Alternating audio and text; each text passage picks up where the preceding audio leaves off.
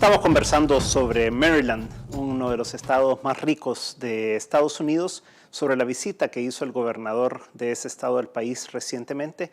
Y decíamos, Francisco, que esto no surgió así nada más, que iba pasando por aquí y se detuvo por El Salvador. ¿Cómo ha sido ese esfuerzo y por qué se hizo un esfuerzo para que viniera el gobernador?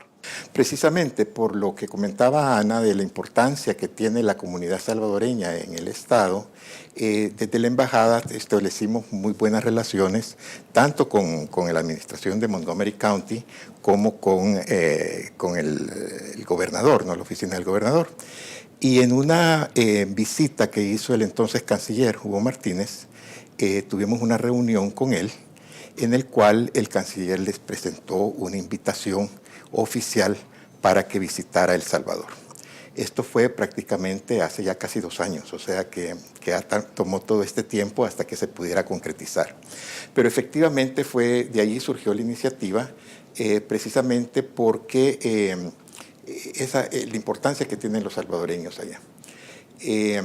De hecho, la relación con el gobernador O'Malley de parte del gobierno de El Salvador ha continuado para las fiestas de independencia. Este último año, yo sé que la embajada le otorgó al gobernador un reconocimiento que se hace durante la época de la celebración de la independencia al ciudadano norteamericano que ha sido especialmente amigo de los salvadoreños, ¿no? En esta ocasión le correspondió al gobernador O'Malley. Entonces viene ya una relación de cierta trayectoria ya.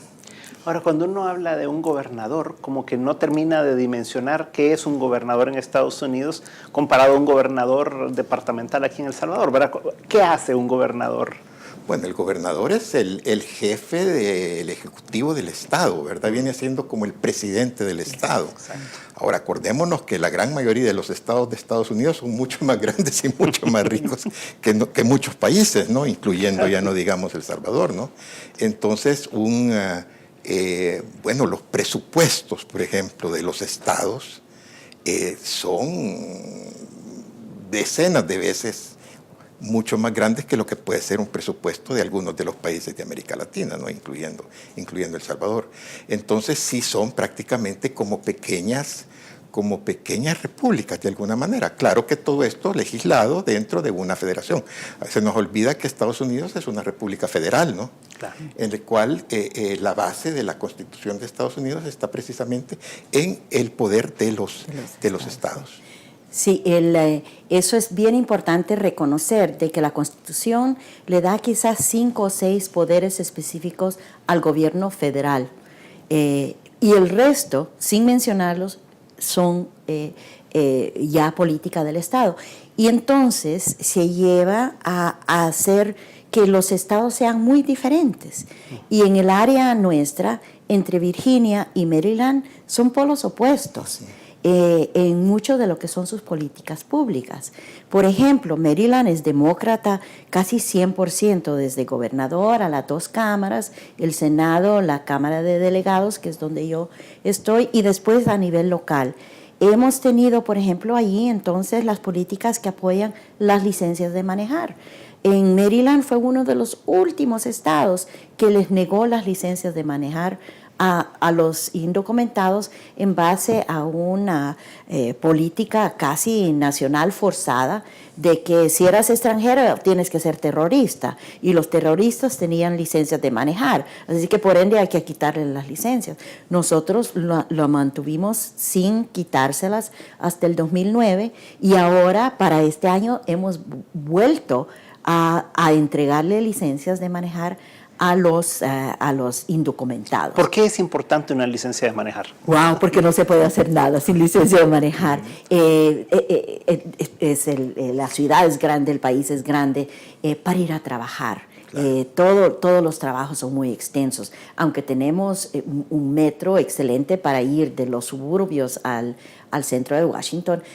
Mucho trabajo de construcción, de lo que sea, se necesita tener la movilidad propia. Luego para ir al mercado, para ir al médico, aún para llevar a sus hijos a la escuela. a mí si me quitan mi licencia dejo de poder hacer nada, ¿no? Además que le da una identificación americana, ¿verdad? Se volvió, como está prohibido tener lo que es aquí el DUI, en Estados Unidos nunca se ha querido tener ese sistema nacional de identidad, entonces las licencias de manejar que se han vuelto más y más seguras, se han vuelto el documento de identidad, y es por eso que los conservadores, los antiemigrantes, no quieren que hayan licencias de manejar. Como que durante este periodo hemos visto de que el manejar sin licencia, que antes le daban un ticket, lo pagaba uno y no había problema. Ahora puede ser causa de deportación, porque si a uno que es emigrante lo pueden detener, lo llevan al centro de detención y de ahí pueden llamar a ICE, a los federales. Entonces es un instrumento muy, muy importante. Pero en Maryland, para explicarle, tenemos un concepto mucho más acogedor de la diversidad del emigrante.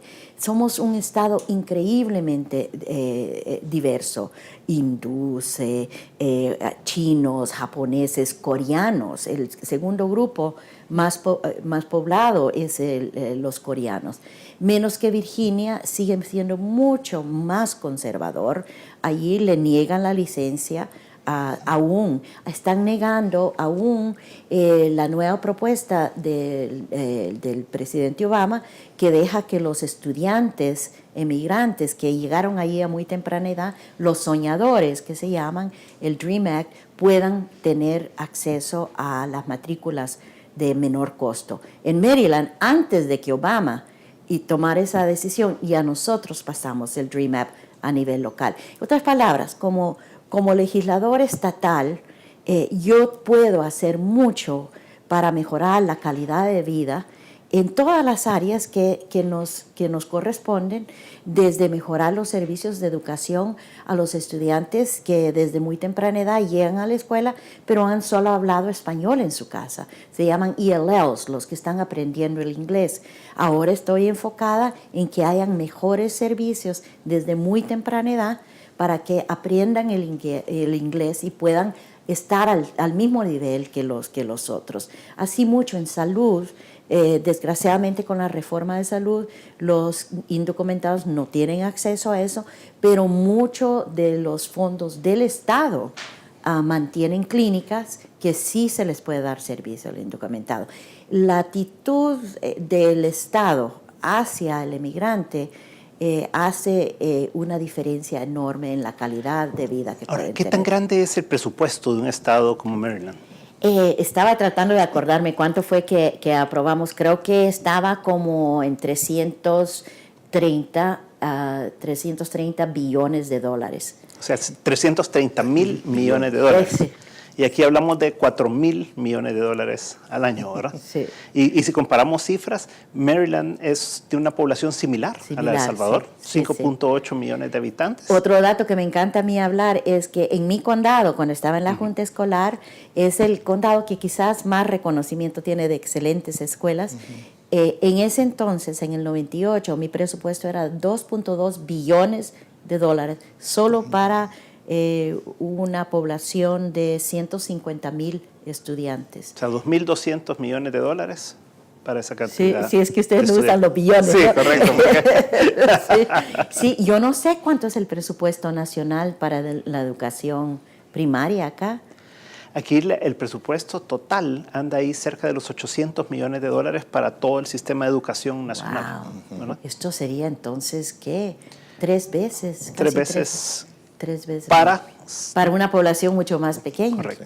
Y de ahí la extensión de Maryland son como 32,000 kilómetros cuadrados contra 20,000 de El Salvador, y el ingreso per cápita es muchísimo más alto. Aquí en El Salvador es un poco menos de $4,000 al año y allá es casi $70,000 al año. En promedio creo que aún mayor está ahora en los diferentes condados, ¿no? Porque varía, ¿verdad? Porque según el en condado. Maryland es muy diversa también. La zona más rica es la de alrededor de Washington, como mencionaba, pero tenemos en la costa unos estados agrícolas que realmente no tienen ese nivel de ingresos. Es donde hay Purdue, muchas fincas de pollo, y donde van a trabajar muchos latinos también. Y tenemos la zona oriental, occidental, que es muy pobre, que ahí tenían antes minas de carbón, que con todo el impacto ambiental las han ido cerrando. Allí realmente hay pobreza muy, muy seria. Y el resto del estado entonces tiene que mandar sus dineros a mantener esos otros centros de población. Ahora, Francisco, ¿por qué será tan importante la comunidad salvadoreña en Maryland? Porque es significativa. Alguien me decía que en toda la zona del área de Washington, incluyendo Virginia y Maryland, puede haber cerca de 700,000 personas. ¿Tú crees que haya tantas? Por ahí creo que anda. Es difícil hablar de cifras porque no son del todo confiables, pero el Pew Hispanic Center, que es de lo más confiable que hay en términos de estadísticas, lo anda por ahí por los 600 y pico mil. Como tú bien dices, el área metropolitana de Washington es la segunda concentración más grande de salvadoreños en Estados Unidos, después de California. Pero a diferencia de California, donde la población de mexicanos sobrepasa considerablemente, estás hablando de 8 millones, es donde el poder político que ha adquirido la comunidad mexicana es importante, ¿no? A tal punto de haber tenido un alcalde de Los Ángeles de origen mexicano, ¿no? Correcto. Pero en el área metropolitana de Washington, aunque todavía se podría y se debería de hacer mucho más, pero es el único lugar en Estados Unidos donde hay 4 representantes salvadoreños americanos oficiales electos. Está Ana, está un senador, alguien en el Senado estatal de Maryland, está Víctor Ramírez, está Walter Tejada en el condado de Arlington, que es como una especie de alcalde de Arlington, y está Will Campos en Prince. Que es concejal de un condado, pero que ahora se le termina el periodo y está y va a correr para el mismo cargo que tengo yo, pero de otro. ¿Y es los únicos representantes en Estados Unidos de los salvadoreños o hay en algún otro estado? Mire, hay otros candidatos que se han presentado, no han salido electos. Hay uno que yo conozco en Arizona, que es un joven, Montenegro creo que es su apellido, y me acaban de decir que en Wisconsin o en Minnesota no se acaban de elegir a una salvadoreña al mismo cargo que tengo yo. O sea que... y anteriormente, que yo recuerdo, solo había habido una salvadoreña americana, Liz Figueroa, que fue senadora del estado de California, sí, ¿verdad? Pero realmente son casos contados, ¿no? Mucha gente cree que ojalá que salvadoreños americanos, que ya son ciudadanos, que se involucren en la política y que corran y que tengan puestos de elección popular, porque es mucho lo que se puede hacer, como el trabajo que ha hecho Ana y otros, ¿no? Por ejemplo, para retomar el tema de la licencia, es tan importante, no solo por la movilidad. Tú no puedes trabajar en Estados Unidos si no tienes un vehículo y si no tienes. Pero para cambiar un cheque, para ir al banco, necesitas un documento. Para subirse al avión. Para cualquier tráfico, para andar en avión, etcétera. Entonces, es fundamental, y por eso es que es tan importante acciones o políticas públicas como esa, ¿no? Okay. Vamos a un corte comercial y continuamos en un momento entonces conversando sobre la sinergia que ya existe de alguna manera informal entre el Estado y El Salvador, que en realidad es como que fuéramos 2 países, ¿verdad? Pero además, ¿qué es lo que se podría hacer ya si trabajamos en conjunto a partir de esta visita, ¿verdad? En un momento estamos de nuevo con 361 grados.